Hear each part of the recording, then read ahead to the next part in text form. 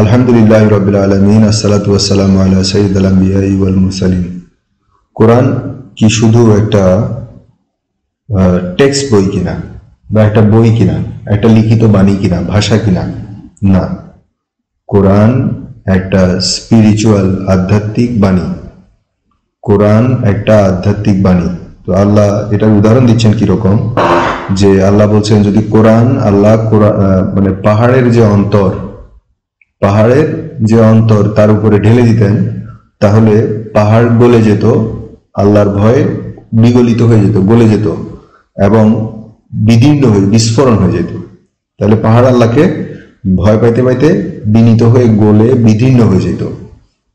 এখন আমরা জানি রাসূলুল্লাহ সাল্লাল্লাহু আলাইহি সাল্লামের পবিত্র অন্তরের মধ্যে, আলা কালবিকা, বুকের মধ্যে যে কলব আছে, ওই কলবের মধ্যে আল্লাহ পাক রব্বুল আলামিন এই কোরআন নাজিল করেছেন।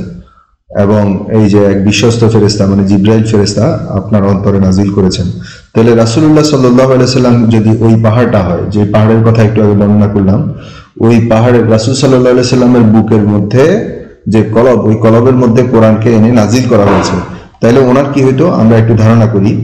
যে আল্লাহ বলছেন কোরআন যারা পড়ে তাদের শরীর রোমাঞ্চিত হয়, গায়ের লোমগুলো খাড়া দিয়ে ওঠে, তাদের দেহ এবং মন বিগলিত হয়ে আল্লাহর স্মরণে ঝুঁকে পড়ে। তা আগের কথাটা মিলে, এই যে পাহাড়ের উপরে নাজিল হলে যে অবস্থাটা হইতো, যদি কোনো ব্যক্তি কোরআন পড়ে, তার বুকের মধ্যে যে কলব এবং সমস্ত শরীরের মধ্যে আল্লাহ জিকির জারি হয়ে যায় এবং এই জিকিরের দ্বারা সে বিগলিত হয়ে পড়ে। সে বিগলিত হয়ে পড়ে।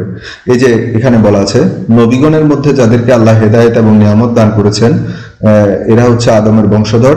তাদের কাছে দয়াময় আল্লাহর আয়াতসমূহ পাঠ করা হতো, তখন তারা সেজদায় লুটিয়ে পড়ে ক্রন্দন করত। এই যে লেখা আছে, রাসূল সাল্লাল্লাহু আলাইহি সাল্লাম এর কাছে এক সাহাবী আসছিলেন, তিনি তখন নামাজ পড়ছিলেন। ওনার বুক থেকে তখন কি হচ্ছিল, মানে পানি সিদ্ধ হওয়ার মতো বুদবুদ বুদবুদ বুদবুদ শব্দ হচ্ছিল। তাহলে কোরআন কোথায় নাজিল হয়েছে? রাসূল সাল্লাল্লাহু আলাইহি সাল্লামের পবিত্র বুকের মধ্যে যে কলব, ওই কলবের মধ্যে। এবং এই আয়াতটা রাসূল সাল্লাল্লাহু আলাইহি সাল্লামের জীবনে বাস্তবায়ন হয়েছে। উনি হচ্ছে যে পাহাড়ে কোরআন নাজিল হয়েছে।